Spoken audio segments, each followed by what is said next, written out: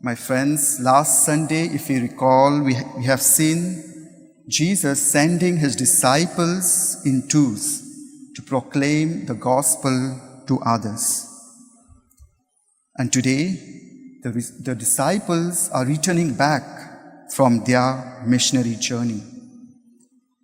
The amazing part of today's gospel is Jesus' attitude.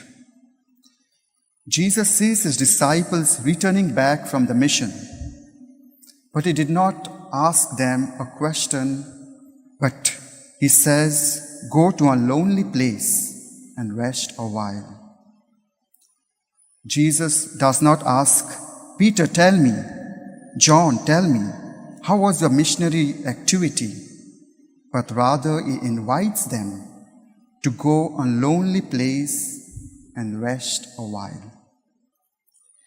In doing so, Jesus is teaching us one of the important lessons of our lives. That is to rest, to take a break, to pause and reflect our own life and examine our own life. Jesus does not compliment them or ask questions to his disciples who are just returning back from the mission, but rather shows concern about their physical and interior tiredness. Jesus is telling each and every one of us today to take a break, rest from our busy lives, from our busy schedules. Jesus is telling us to unplug ourselves from the things that keep us busy, from the things that keeps us occupied. How do we unplug ourselves from our busy world? Simply by taking a break, remaining in silence and solitude, and spending some time with the Lord in prayer. Jesus, during his public ministry, he never neglected the crowd, but he always and every time withdrew himself and spent some time in prayer and intimacy with our Father. So, my friends, let us put a halt to our busy schedules, to our busy agendas. Let us learn how to take a break, turn off from all our distractions, turn off from our mobile phones, and spend some time with the Lord in dialogue with God. Having said about taking rest, taking a break, in the second part of the gospel, we see Jesus and his disciples could not rest. They could not take a break as they wanted.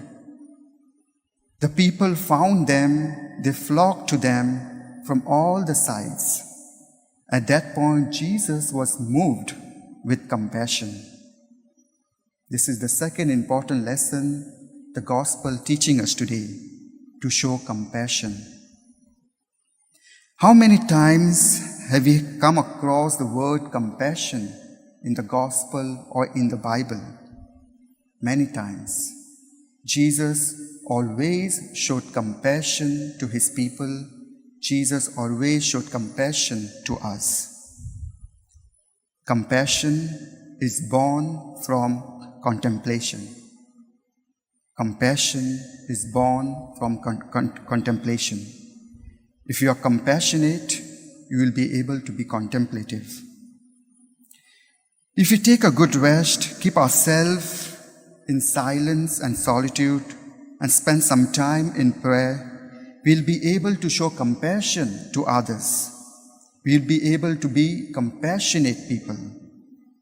Compassion is a language of God. Compassion is not showing pity, but getting involved in people's struggle and knowing people's situations. It is like looking through a lens of our heart. In the same way, Jesus in today's gospel showed compassion to the people because he saw the people through the lens of his own heart, that they were sheep without a shepherd. So, my friends, let us pray for the grace of rest, silence, prayer, and contemplation, so that like Mary, our mother, who always moved with tender compassion for us and for the people, we may too move with tender compassion and love for others, especially for those who are struggling in their lives. Amen.